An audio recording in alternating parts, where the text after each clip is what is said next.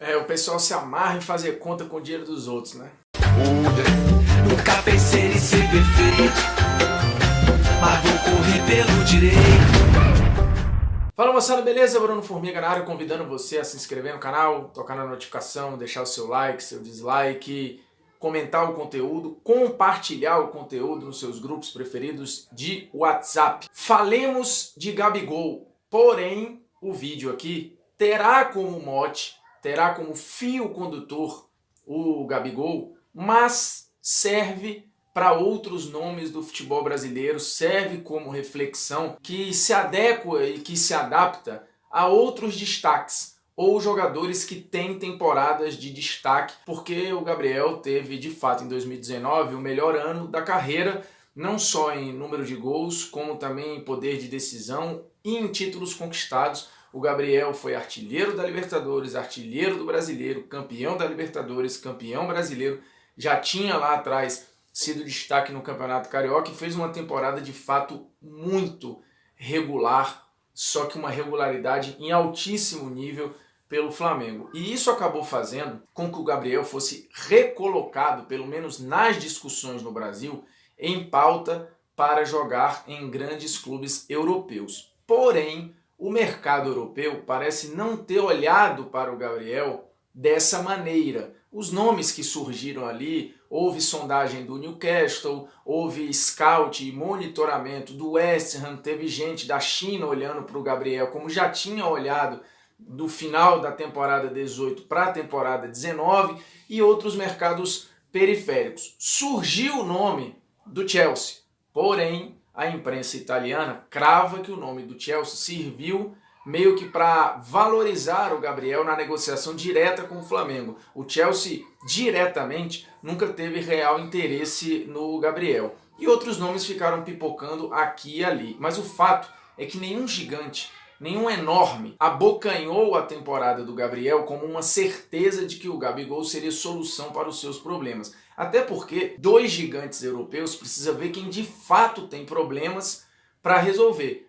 Por exemplo, o Milan vive um problema. Ele é um gigante, mas ele foi escolher um cara já rodado em fim de carreira para tentar lhe reerguer, no caso o Ibra. A Inter de Milão não tem problema nesse momento com Lukaku e com Lautaro. O Chelsea, que foi um nome que surgiu, hoje não está reclamando do seu camisa 9, o Abraham, que inclusive é cria da base, então tem toda uma relação com o torcedor, é um produto, é um ativo do Chelsea, que durante muito tempo foi criticado por comprar os talentos e não produzir estes talentos, e o Chelsea do Lampard tem produzido muitos talentos, então de fato não faz muito sentido o Gabriel ir para lá, até porque ele não vai barrar o Abraham, e o reserva imediato, o Batshuayi, tem dado resposta, tanto no Chelsea quanto na seleção belga, e ainda tem o Giroud, né, que é uma grife já testada e aprovada em alguns grandes clubes europeus. Pode não ser o suprassumo do talento, mas para os scouts, para os dirigentes, para a cúpula dos times europeus, vale muito o cara já testado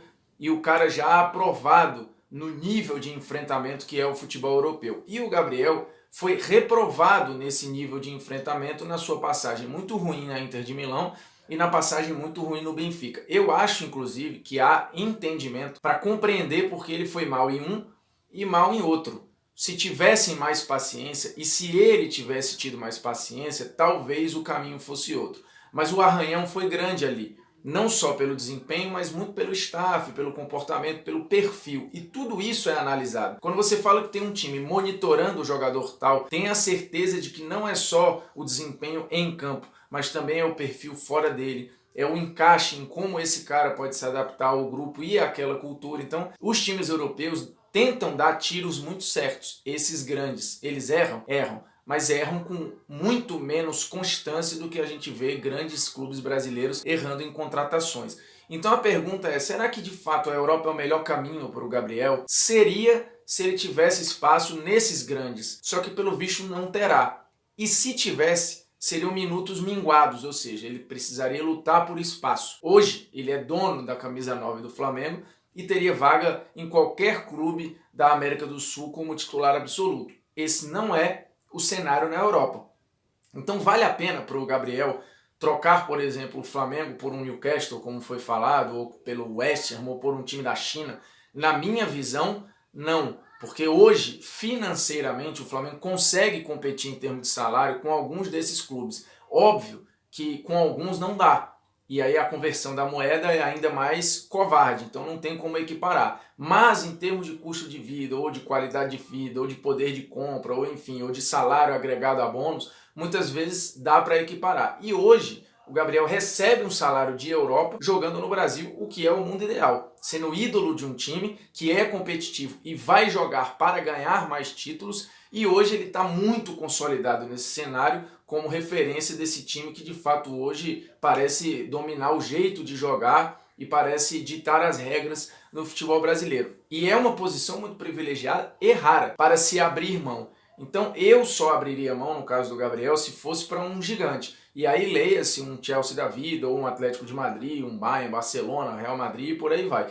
Mas nesses não há brecha. Esses não fazem esse tipo de aposta. Essas apostas, para jogadores com 23, 24 ou um pouquinho mais, essas apostas são feitas para quem já está lá e já se provou eficaz e está na curva crescente, ou para garotos mais novos que isso. E aí leia-se Vinícius Júnior, Rodrigo, o próprio Renier e outros nomes, né? Renan Lodge. O cenário para o Gabriel, ele é um cenário de ou times menores, mas que são ricos, e aí você tem vários na Premier League, ou mercados periféricos, como por exemplo a China, que ele já deixou claro que não quer ir.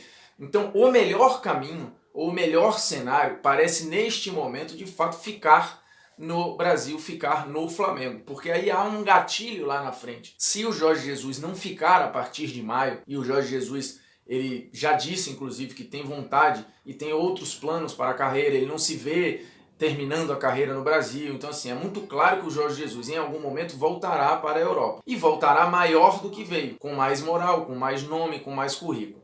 Dependendo de para onde ele for, ele pode levar o Gabriel. Então acho que vale, em termos de plano de carreira, esperar e ficar, até porque neste momento o Gabriel está mais próximo da seleção, que tem um ciclo de Copa do Mundo se iniciando aí, porque teremos eliminatórias, então a coisa vai afunilando, tem Copa América em 2020, então é uma boa chance do Gabriel entrar nessa brincadeira e ficar nela, não só ser convocado ali sazonalmente. E hoje no Flamengo ele está mais próximo disso do que se ele ficar em equipes que não vão competir por título, ou que de fato ele vai ter que jogar uma barbaridade num nível de intensidade que ele não está acostumado, e vai ter que ter um rendimento do que ele está fazendo para mais, para ser chamado. Então não tem tantas vagas assim no ataque da seleção. Eu, no lugar do Gabriel, não sairia neste momento. Acho que a renovação em termos de competitividade, de zona de conforto, de idolatria, de possibilidade de título e financeiramente falando, o melhor cenário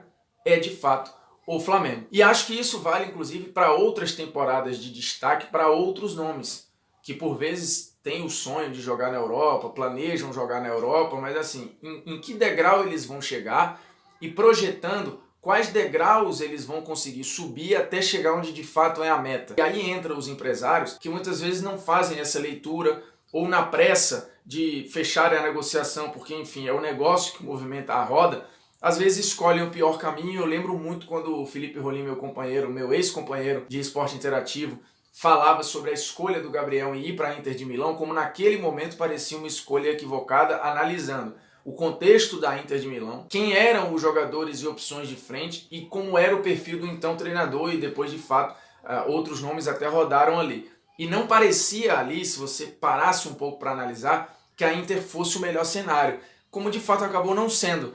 Só que na pressa, com os valores que estavam envolvidos, é muito fácil hoje aqui a gente falar, não era para ir. Mas vendo friamente agora, e isso o Rolim já antevia lá atrás, a Inter não foi uma boa escolha e parece ter de fato atrapalhado muito o projeto Europa do Gabriel, que na minha visão deveria seguir no Flamengo. É isso, agradecendo a sua audiência e a sua paciência. Toque na notificação, se inscreva no canal, deixe seu like, seu dislike, comente o conteúdo, compartilhe o conteúdo por aí. O mais importante, vá, mas volte.